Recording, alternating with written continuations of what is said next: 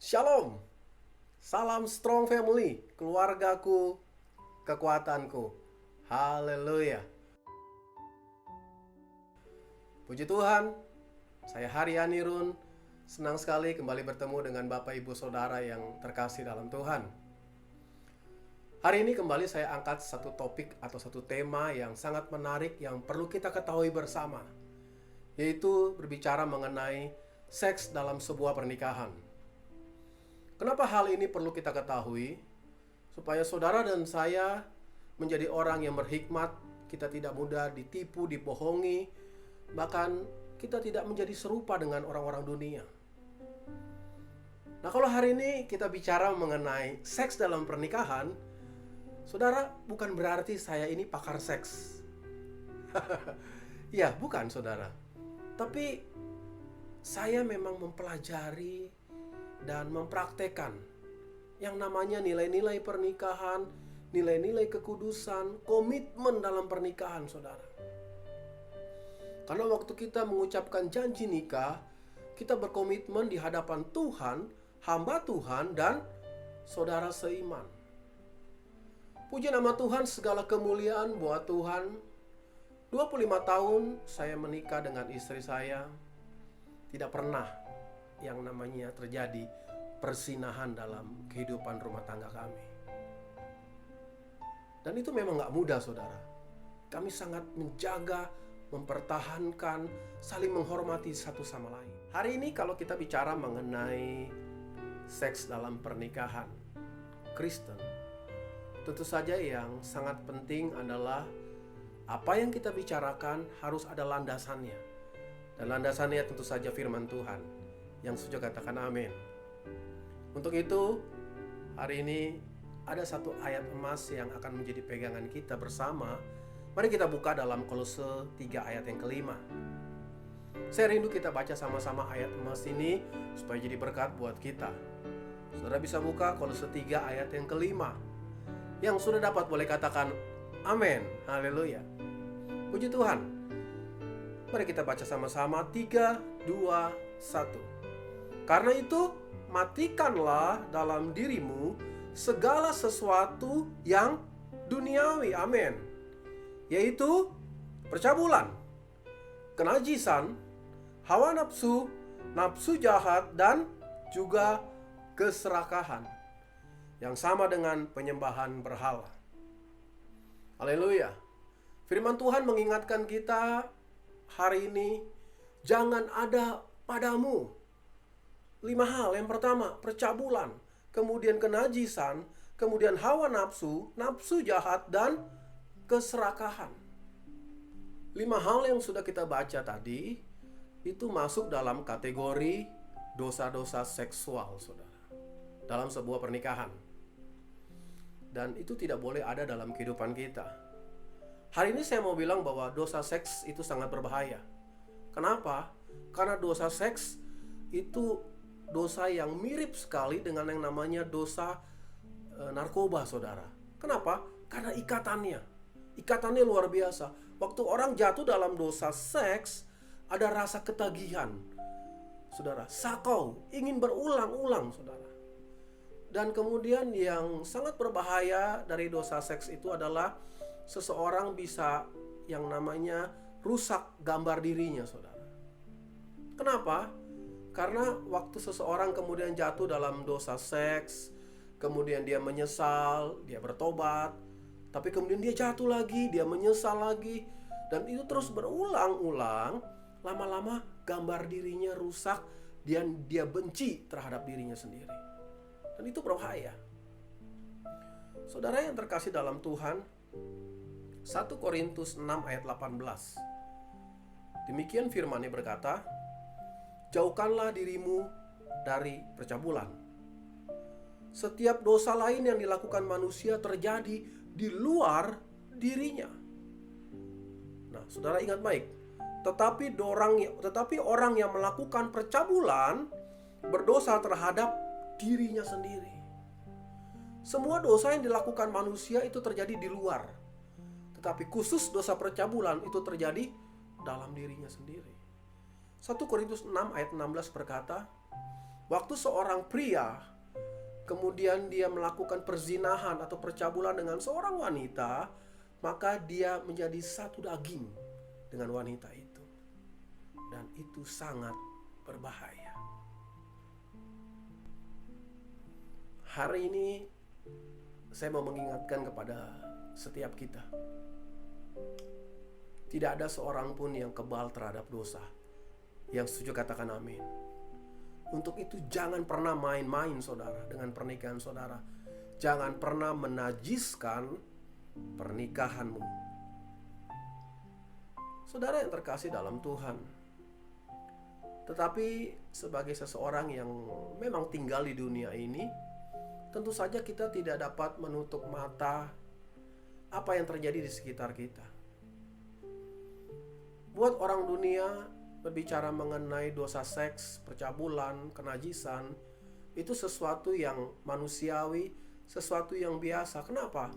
Karena banyak orang melakukan hal itu, sehingga menjadi sesuatu yang biasa. Tapi buat saudara dan saya, orang-orang percaya, itu tidak biasa, khususnya di mata Tuhan. Saudara yang terkasih dalam Tuhan, mari kita teliti lebih dalam lagi. Apa sih contoh-contoh mengenai dosa-dosa seks itu? Yang pertama saya akan kasih contoh kepada saudara, yaitu TTM. Satu istilah yang sudah ngetren hari-hari ini, yaitu teman tapi mesra. Hati-hati saudara. Ini banyak berbicara mengenai CLBK, cinta lama bersemi kembali. Iya, saudara, saya mau bilang hari ini, bukannya tidak boleh saudara ikut reunian. Boleh, tapi hati-hati. Karena banyak kasus yang saya dengar, seseorang jatuh dalam perzinahan karena yang namanya reunian. Iya, saya mau kesaksian buat saudara. Belum lama saya menangani satu kasus keluarga. Suami istri yang sudah menikah sudah cukup lama saudara, mungkin sekitar 20 tahun. Si suami punya pekerjaan yang cukup baik. Istri pun juga seorang pengusaha. Mereka hidup berkecukupan, memiliki 2 orang anak wanita yang sangat mengasihi Tuhan. Keluarga ini penuh dengan shalom, ada damai. Keluarga ini keluarga yang harmonis. Sang suami tidak lupa setiap hari memimpin yang namanya mesbah keluarga saudara. Ada firman, ada doa, ada pujian penyembahan dalam keluarga mereka. Sampai suatu hari sang suami dapat kabar dari temannya ada reunian SMA. Dan tanpa mencurigai hal-hal yang berkelanjutan, dia datang di reuni itu saudara. Ngobrol punya ngobrol, tiba-tiba pandangannya tertuju kepada seseorang, yaitu seorang wanita. Dan wanita itu adalah cinta pertamanya, first love saudara. Kaget, deg-degan. Kemudian mereka bertemu, ngobrol punya ngobrol, tukar-tukaran nomor handphone di medsos dan sebagainya. Ngobrol punya ngobrol, mulai akhirnya curhat-curhatan saudara. Berjalannya waktu, si suami mulai berubah. Jadi orang yang pendiam di rumah, sering keluar rumah dan sebagainya. Dan mulailah mesbah keluarga. Mulai kadang-kadang ada, kadang-kadang enggak. Sudah enggak baca firman lagi. Dan suatu hari terbukti sang suami selingkuh. Terjadi perzinahan, keluarga ini berantakan. Saudara, satu hal yang sangat sederhana. Karena teman tapi mesra. Yang kedua, berbicara mengenai HTS. Apa HTS? Hubungan tanpa status. Dan ini sering terjadi. Menjadi sesuatu yang biasa di dunia kerja, dunia bisnis, saudara. Biasa dikenal dengan yang namanya BBS. Apa itu? Bobo-bobo siang, saudara. Jam makan siang. mereka melakukan perselingkuhan. Yang penting suka sama suka. Dan ini menjadi satu hal yang biasa buat orang dunia. Yang ketiga, LGBT, lesbian, gay, biseksual, transgender. Mungkin sudah pernah saya saksikan di video-video saya sebelumnya. Poin yang keempat, bicara mengenai onani atau masturbasi. Perhatikan baik buat pasangan-pasangan muda. Kenapa onani atau masturbasi tidak diperbolehkan? Karena Tuhan menciptakan seks untuk dinikmati secara bersama oleh suami dan istri. Kenikmatan seks atau aktivitas seks yang dilakukan untuk kepentingan diri sendiri itu dosa di hadapan Tuhan. Dan tentu saja seseorang yang melakukan onani atau masturbasi pasti pikirannya tidak kudus. Pasti pikirannya pikiran yang najis. Dan itu masuk dalam kategori dosa-dosa seks. Yang kelima, hawa nafsu. Hubungan suami istri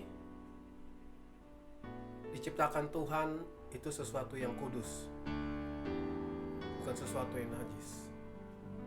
Untuk itu saya mau bilang hari ini, hubungan suami istri dalam kekristenan itu bukan dilandaskan dengan hawa nafsu, tapi dilandaskan dengan kasih. Mari katakan bersama dengan saya, dilandaskan dengan kasih. Kasih Kristus, saudara. Saudara yang terkasih dalam Tuhan, ini hal yang penting untuk kita perhatikan.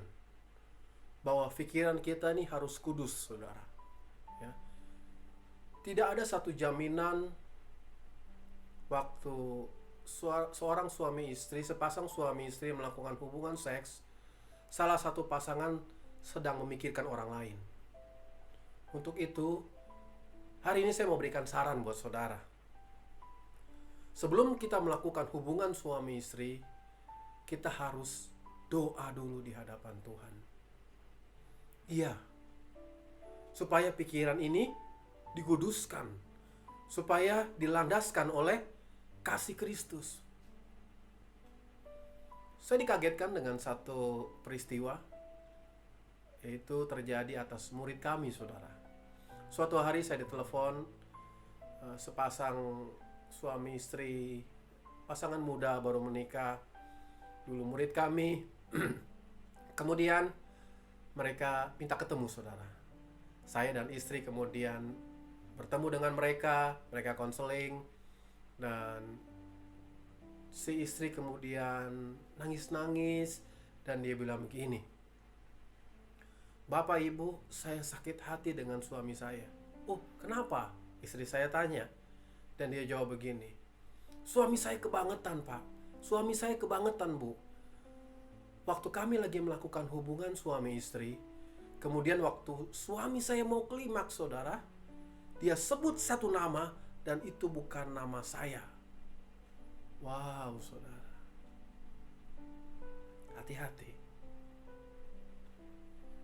Yang mau berdoa terlebih dahulu, katakan, "Saya setuju." Haleluya.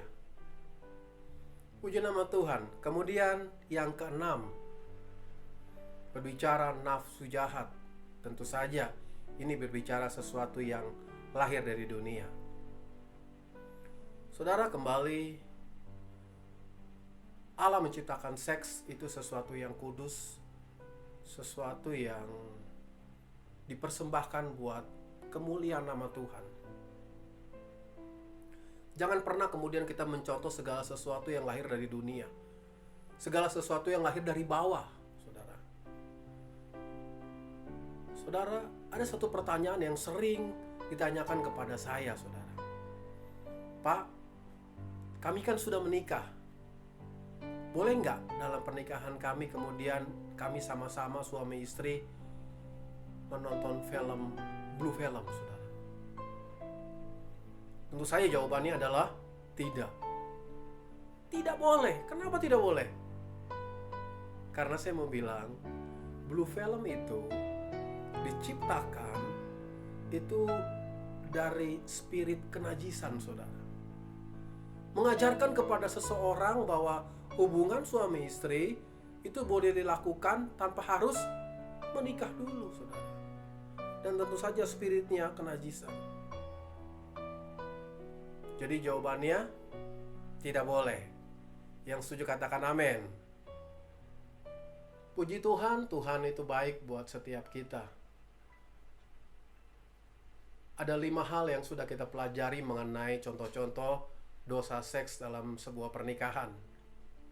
Untuk itu, kalau saudara diberkati oleh video ini, mari bukan hanya kita tonton, tapi kita terapkan dalam kehidupan rumah tangga kita. Supaya pernikahan saudara ada dalam berkat dan anugerah Tuhan. Yang mau katakan amin. Jangan pernah saudara kemudian mudah dibohongi, mudah diombang-ambing oleh yang namanya iblis, saudara. Karena dia pintar sekali, saudara. Dia tidak mau keluarga-keluarga kemudian menjadi keluarga yang harmonis dan diberkati oleh Tuhan. Iblis selalu berusaha untuk menghancurkan keluarga demi keluarga. Untuk itu hari ini, biarlah video ini jadi rema buat Bapak Ibu Saudara, buat kita semua. Puji nama Tuhan, kita sudah mempelajari satu hal yang jadi berkat buat kita sama-sama. Dan sampai ketemu di video-video berikutnya. Salam Strong Family, keluargaku, kekuatanku. Tetap semangat, salam sehat selalu, maju terus dalam Tuhan. Tuhan Yesus memberkati saudara. Amin.